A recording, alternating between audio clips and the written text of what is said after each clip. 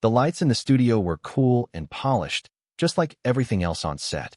Behind the desk, Rachel Maddow sat with her signature calm, her hands folded neatly on the table, her expression unreadable.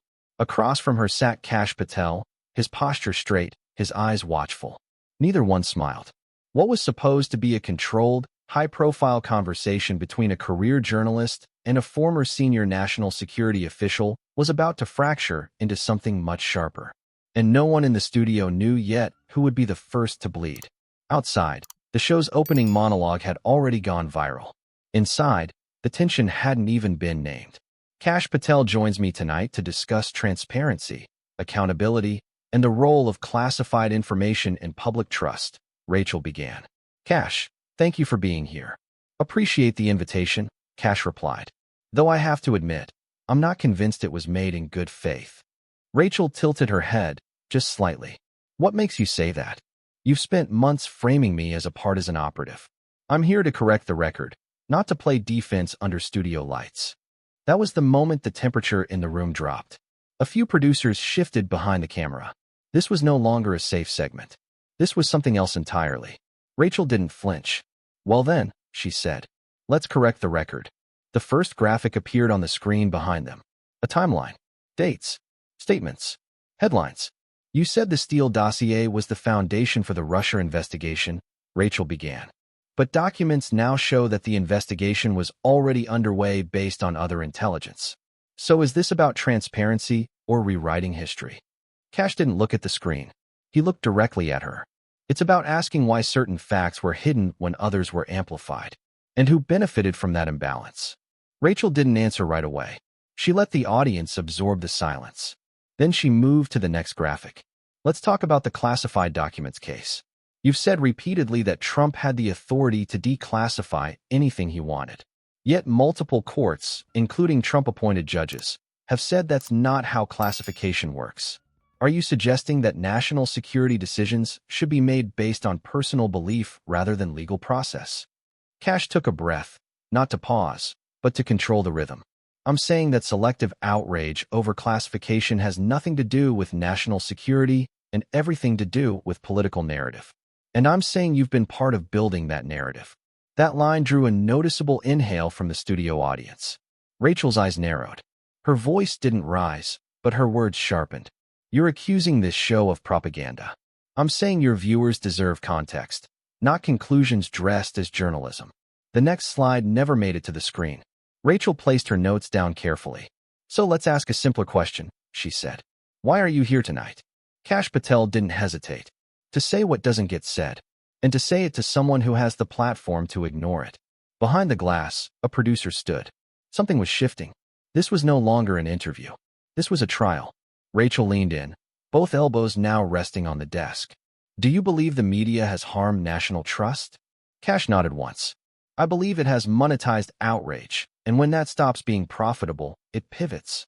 But the damage doesn't vanish with the headline. And what role do you think you played in that? I raised questions you didn't want asked, and instead of debating the questions, you attacked the person asking them. Rachel didn't answer right away. She stared at him, not with the expression of someone preparing a rebuttal, but someone absorbing the fact that this moment was no longer hers to control. The producers signaled for commercial, but Rachel didn't cut. She stayed with it. The live feed continued. Kash looked out at the camera, just briefly. I'm not here to be liked. I'm here because the truth is only dangerous when it's held by people willing to use it selectively. That's when it becomes a weapon. Rachel Maddow blinked. Just once. Then she turned to the camera too. We'll be right back. But everyone watching already knew they weren't coming back to the same conversation. They were coming back to something else entirely. When the cameras resumed, something was missing. The usual bumper music had been cut. The audience applause had faded into silence. Rachel Maddow and Kash Patel sat in the exact same positions, but nothing about the energy in the room felt like late-night television anymore. It felt like a courtroom where no one trusted the judge. Rachel's tone was measured. Kash, before the break you accused this platform, and by extension me, of manipulating the public by omitting facts. I want to give you a chance to back that up directly. Kash Patel didn't blink. Rachel, let's talk about the October 2020 story on Hunter Biden's laptop. You treated it like a Russian disinformation campaign. You platformed security officials who said as much. When evidence later confirmed its authenticity, your show never offered a correction. That's not journalism. That's narrative protection. There was no dramatic pause. There didn't need to be. Rachel Maddow's jaw clenched slightly, but she stayed still. You're aware that multiple outlets made that same mistake in real time due to conflicting sources? Then where's the same urgency for correcting the mistake as there was in amplifying it? For a moment, Rachel didn't respond. Not because she had no answer, but because Kash had done something rare on cable news. He asked a question with no easy out. Behind the cameras, the studio team shifted nervously. This wasn't headed toward the usual clip-friendly exchange of jabs. This was headed toward something more dangerous for live TV. Clarity. Rachel Maddow finally answered, her voice deliberate. Fair criticism. We didn't revisit the story the way we should have. And that's on us. But then she turned. You've had your own selective silences, haven't you? Kash nodded. Everyone has. No, Rachel said softly. Not everyone was part of an administration that withheld documents from Congress. Not everyone ran point on protecting a president who undermined intelligence agencies from inside the White House. You weren't just raising questions. You were shaping what answers could be seen. Kash leaned forward. You think I had power? I had proximity. That's different. The real power was always in your hands. Because you could frame the story after we lived it. Rachel stared at him, eyes fixed. You think that excuse is complicity? Kash held his ground. I think that pretending editorial decisions aren't political is the real complicity. The air in the studio shifted again. It was no longer about journalism. It was about trust, and the erosion of something most Americans don't even know they've lost until it's gone. At home, viewers weren't switching channels. They were watching more closely. This wasn't two people shouting. This was two people locked in a slow, methodical stripping of each other's moral authority, and neither one was letting go. Rachel finally changed course. You've accused me of using my influence to hide facts. But let's talk about yours.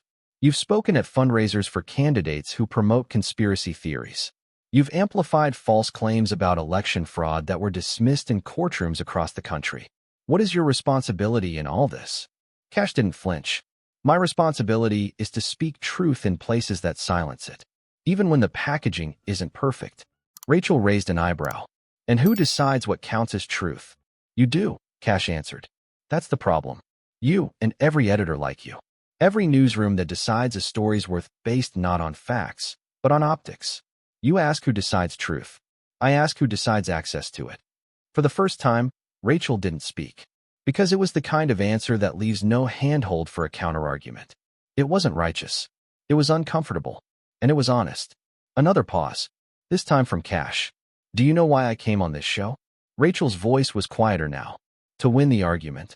Kash shook his head. To lose the benefit of the doubt. Publicly. On camera. So that the next time someone tells your viewers that the people they disagree with aren't human, they'll remember this moment. And maybe hesitate. It was not defiant. It was weary. And that's what made it land. Behind the scenes, a producer tapped the off-air signal. Tom was almost up. But Rachel Maddow didn't move to close the segment. Instead, she said something no one expected. I don't know if you're right. I don't even know if I trust your motives. But I do know this. It is easier to call people wrong than it is to ask why they believe what they believe.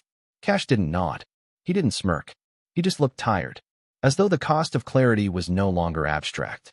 It was personal. The credits began to roll early. No final summary. No call to subscribe. Just quiet. And a single camera shot of two people who hadn't reached agreement. But had found something rarer. A confrontation that didn't end in destruction. Just in recognition. Of the space between what is said and what is believed.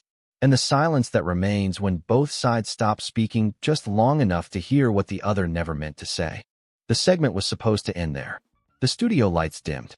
The outro music played faintly. Technicians moved quietly across the floor with clipped footsteps and low voices, like people leaving a funeral. Rachel Maddow removed her earpiece. Kash Patel stood, buttoned his jacket, and walked off the set without a word. But the silence didn't last. Because somewhere in the control room, someone had left a microphone live. And what was never meant to air did. The feed cut back in for 3 seconds. Not enough for a full sentence. Just enough to catch a single line, spoken off camera in Rachel's voice. This is why I didn't want him on the show. That was all it took. Within 15 minutes, it was clipped, posted, and spreading across social media like wildfire. This is why I didn't want him on the show. It was no longer just a debate. It was now a controversy. Backstage, Rachel Maddow sat at her desk, surrounded by staff. No one was speaking. They were reading. The comment was already being framed in every imaginable context. To some, it was proof of media bias. To others, it was strategic caution. But to everyone watching, it was something far more visceral. It was personal. Kash Patel hadn't left the building yet. He was in a quiet corner of the green room, phone in hand, watching the moment loop over and over again. A producer approached him, carefully. She didn't know the mic was on. Kash didn't look up. That's the problem. Outside the studio, the atmosphere had changed. Reporters were gathering. Statements were being drafted. The network's legal team was already coordinating damage control. But there was no stopping it now. Because the moment wasn't manufactured. It was revealed. And the public could tell the difference. By the next morning, media outlets had picked it up. Some defended Rachel. Some blasted her. But all of them asked the same question. Why invite someone to speak if you already plan to ignore what they say? And behind that question sat a deeper one. The one no outlet dared speak directly. Is truth something we seek? Or something we control? At a small press briefing, a reporter asked Kash about the moment. Do you feel vindicated? He didn't smile. No, he said. I feel sad. Why? Because when someone shows you they were never listening, you stop speaking for them. And you start speaking for the people watching quietly, who've been silenced the same way for years. Later that night, Rachel Maddow returned to her desk. Her staff had rewritten the monologue. There were talking points, a proposed apology, a list of viewer comments selected for on-air response. But she didn't use any of it. She sat there, alone on camera, and said something that didn't sound like television. She said, "Last night, I said something that wasn't meant for broadcast. But it was real, and that's what makes it worse." She paused. I didn't want him on the show. Not because I feared what he'd say, but because I didn't want to wrestle with the part of me that might agree with pieces of it. There was no applause. Just silence. The kind of silence that made even her critics stop scrolling. Across the country, the clip was viewed millions of times. Not because it was perfect, but because it was honest. Later that week, Kash was invited on as several other shows. He declined them all. He released one statement. It's easy to fight when you think you're the only one who's right. It's harder to sit in front of someone and realize they were never trying to win. They were trying to protect a story they weren't ready to question. But once the questions start, they don't stop. And then he disappeared from public view. Not because he lost, but because he had said what he came to say. And he knew the rest didn't belong on a screen. 3 days passed. No new interviews. No follow-ups. No spin. And yet the moment kept spreading. Not because it was dramatic, but because it didn't behave like drama. There was no shouting. No name-calling. No victorious walkout. Just two people with too much to lose saying the kinds of things usually reserved for private rooms. In an age of performative outrage, the confrontation between Kash Patel and Rachel Maddow felt disarming for a different reason. It felt quiet and uncomfortably real. On the fourth day, something changed. Not in New York, but in a small congressional hearing in Washington. A junior staffer from the House Judiciary Committee held up a printout of the transcript between Rachel and Kash. The quote in question was highlighted. This is why I didn't want him on the show. The staffer didn't editorialize. He didn't have to, because the moment had already become more than entertainment. It had become a mirror. At home, viewers weren't talking about policy anymore. They were talking about trust, and how quickly it can vanish when someone admits, even accidentally, that the other side was never meant to be heard. Meanwhile, Rachel Maddow continued hosting her show. But something was different. Not in what she said, in how she said it. Less certainty, more weight. Her questions felt heavier now, even when they were simple. Viewers noticed. Some called it growth. Others called it guilt. But no one called it fake. Because when someone shows their discomfort without trying to clean it up, you believe them. One night, a viewer wrote a comment under the show's official page. It read, "I don't agree with him, but I understand now why he thought no one ever would." The comment received more replies than any other that week. None of them argued with it, because it didn't ask for agreement. It asked for recognition. The week after the broadcast, a network producer leaked an internal memo. It revealed that the decision to bring Kash on was never unanimous. Some staff feared what might happen if the conversation went off script. Others pushed for it, arguing that excluding controversial guests created the very echo chamber the network claimed to oppose. The memo concluded with a single line. He was right about one thing. We decide what gets seen. That power should scare us more than it comforts us. That sentence never made it to air, but it didn't need to, because the audience had already learned it by watching. A month later, Rachel Maddow spoke at a journalism ethics forum at her alma mater. She didn't bring staff. She didn't bring notes. But she brought a sentence that no one expected. Sometimes the most honest thing you can say on television is the sentence you never wanted anyone to hear. There was no applause. Only pens scribbling, keyboards clacking, and a room full of future journalists realizing that transparency isn't a brand.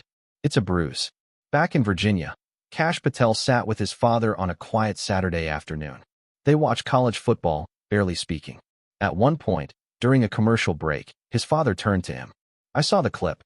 You didn't yell. That was good. Kash smiled faintly. Wouldn't have helped. No, his father said. It would have made it about the noise, not the silence afterward. And then they said nothing else. Because some victories aren't won in the studio. They're earned in the quiet that comes after, when no one is performing. And the only audience left is the one inside yourself.